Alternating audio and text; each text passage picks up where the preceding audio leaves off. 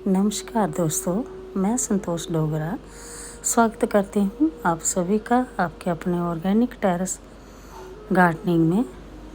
आज के वीडियो में हम बात करेंगे कि जो मैंने ये करेले के सीड्स लगाए थे, सब्जी काटते समय सीड्स निकले थे, तो मैंने ग्रो किए थे, बहुत सारे ग्रो किए थे मैंने, लेकिन उनमें से 4 प्लांट ग्रो हुए हैं, जिनको आज हम यहाँ कंटेनर में से निकाल के ग्रो बैग में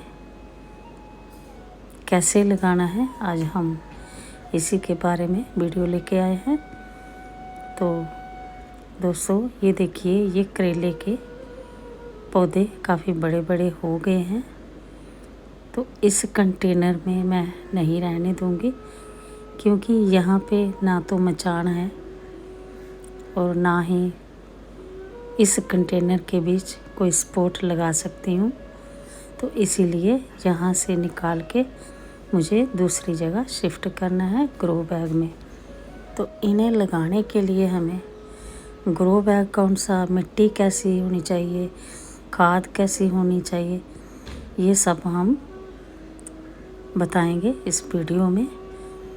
तो दोस्तों, लगाने के लिए आपको पहले जो ग्रो बैग है वो आप ये देखिए, ये 12 बाई 12 का ग्रो बैग है। आप 12 बाई 12 जब 15 बाई 12 15 बाई 15 इंच के ग्रो बैग में एक पौधा आप लगा सकते हैं,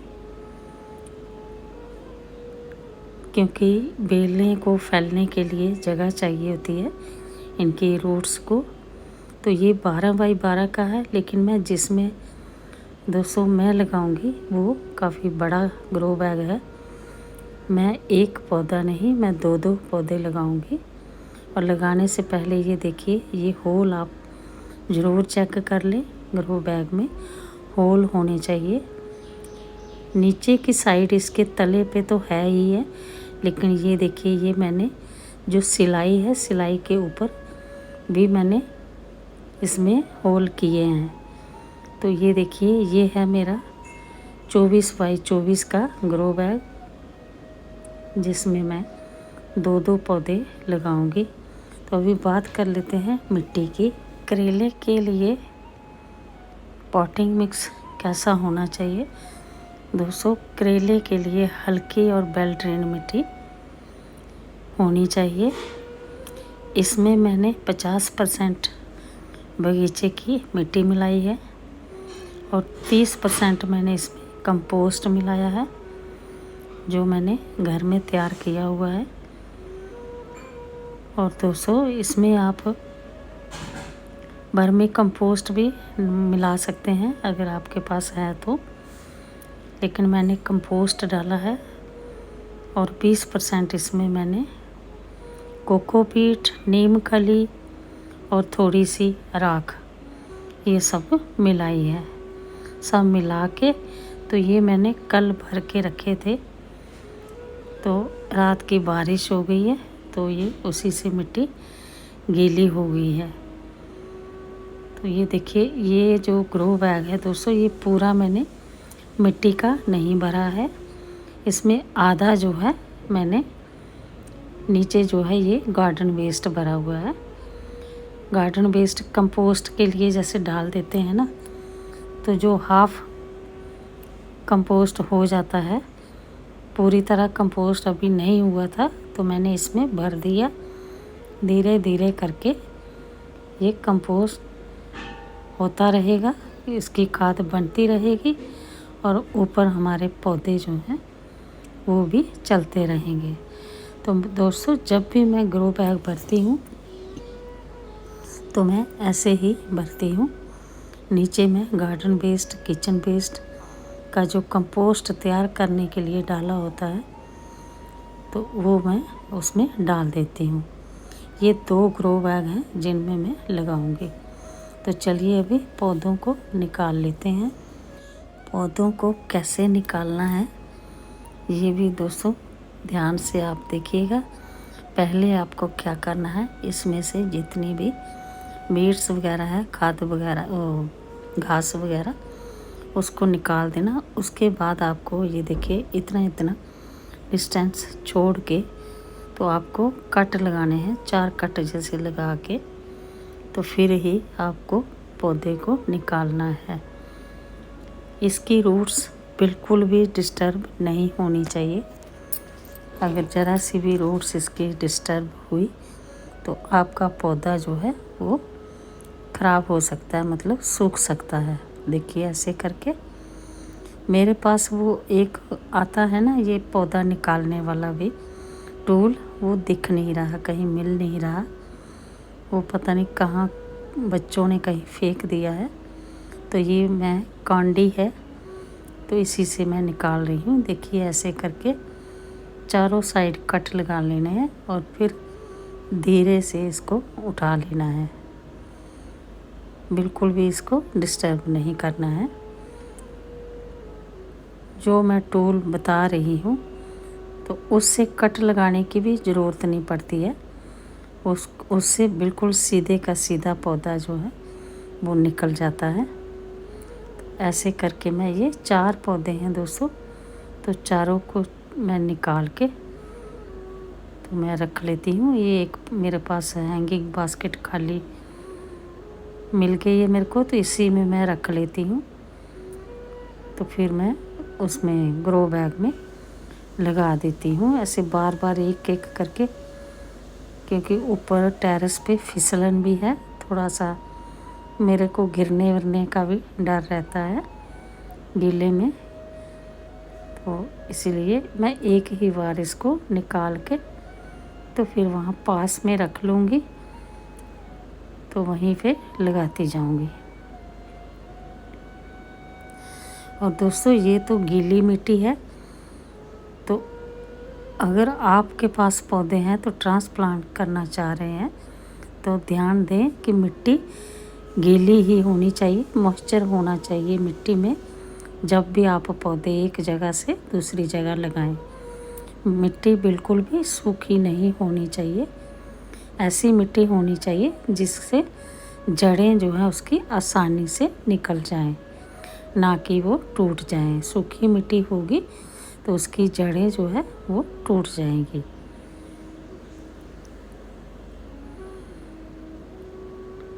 तो ये देखिए ये ग्रो बैग है, इसमें मैं 2-2 होल करके, तो ऐसे होल बना के 2-2 मैं रख लेती हूँ दोनों में। तो फिर इसी के बीच ये पौधे जो मैंने निकाले हैं ये मैं धीरे से रख दूँगी।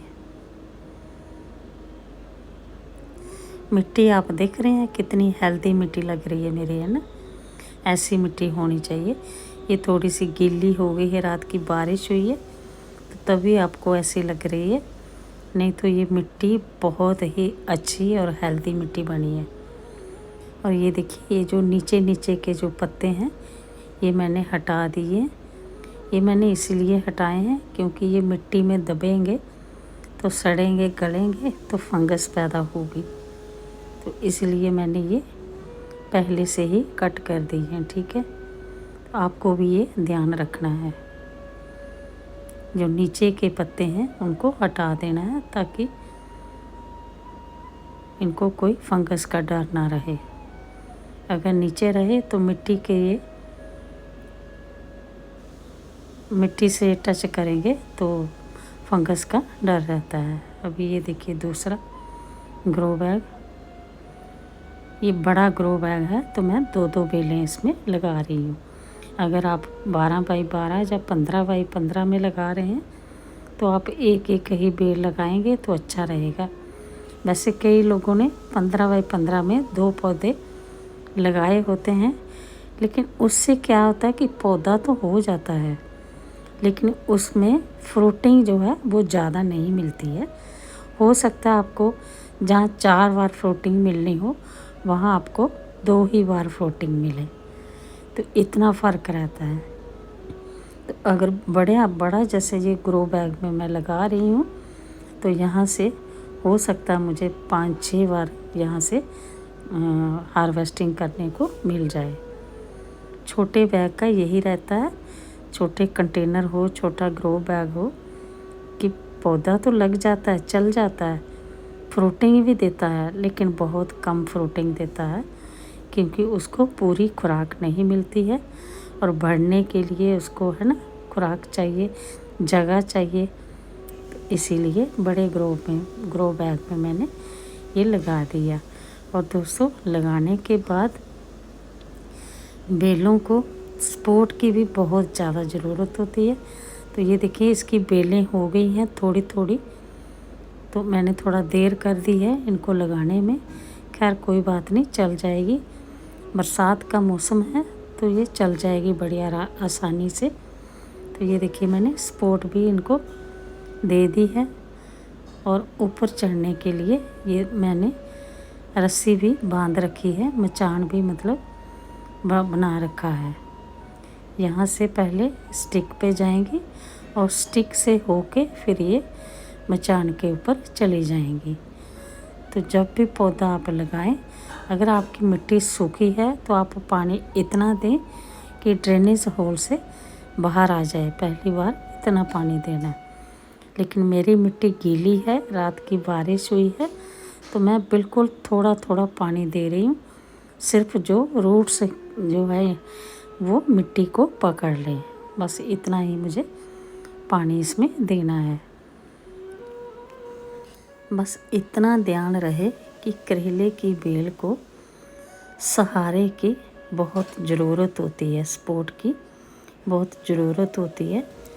जैसा कि मैंने बताया है कि सपोर्ट की बहुत ज़रूरत होती है, क्योंकि इनको अगर सपोर्ट नहीं मिलेगी तो इनकी ग्रोथ इतनी अच्छी नहीं होगी। इनको सपोर्ट मिलेगी तो उतनी ही ये ग्रोथ अच्छी करते हैं और उतना ही ये फैलते हैं। और मेन जो बात है वो है पिंचिंग की। जब 200 थोड़ी सी बेल बड़ी हो जाए, जब 8-10 पत्ते इसके हो जाएं, तो ऊपर से आप इसको पिंच ज़रूर कर दें। उससे क्या होगा कि मेल और फीमेल ब्रांचेस आएंगी। ऐसे अगर सीधी सीधी एक ही ब्रांच गई तो हो सकता है जहाँ मेल हो सिर्फ, जहाँ फिर सिर्फ फीमेल हो। तो अगर आप पिंचिंग करते हैं तो दोनों किस्म की इसमें मतलब ब्रांचेस आएंगी, मेल और फीमेल दोनों। और मैंने तो देखिए परमानेंट मचान बनाया ही हुआ है। तो बस स्टिक की ज़रूरत थी, थोड़ी छोटे पौधे थे वो मैंने लगा दी है। आगे इनका काम है ऊपर चले जाना। और ये देखिए दोस्तों, ये भी मैंने किचन से ही सीड्स लेके बेल ग्रो की हुई है। मैंने तब बताया था आपको कि यहाँ पे मैंने बहुत सारा ड्रम में गार्डन वेस्ट भरा था, तो इसी के ऊपर मैंने ये सीड्स डाल दिए थे। तो देखिए, उनमें से 2 इसमें ग्रो हुए थे, जो आज काफ़ी बड़ी बेल हो गई है। इनमें मैंने एक करेला तोड़ भी लिया है, अभी फ्रूटिंग शुरू हुई ही है। तो एक करेला मैंने इसमें हार्वेस्ट कर लिया था। और दोस्तों, उम्मीद करती हूँ आज का ये वीडियो आप लोगों को ज़रूर पसंद आया होगा। अगर पसंद आए तो लाइक शेयर कमेंट ज़रूर कर देना और बेल आइकन को भी प्रेस ज़रूर कर देना, ताकि मैं जो भी नई वीडियो डालूँ उसकी नोटिफिकेशन सबसे पहले आप तक पहुंच सके। और दोस्तों, अगर पसंद आती है तो अपने दोस्तों को भी शेयर ज़रूर कर देना। तो इसी के साथ आज का मैं वीडियो समाप्त करती हूँ। फिर मिलते हैं एक नई वीडियो में नई जानकारी के साथ। तब तक स्वस्थ रहें, मस्त रहें और अपने अपने काम में व्यस्त रहें। हैप्पी गार्डनिंग दोस्तों, बाय बाय।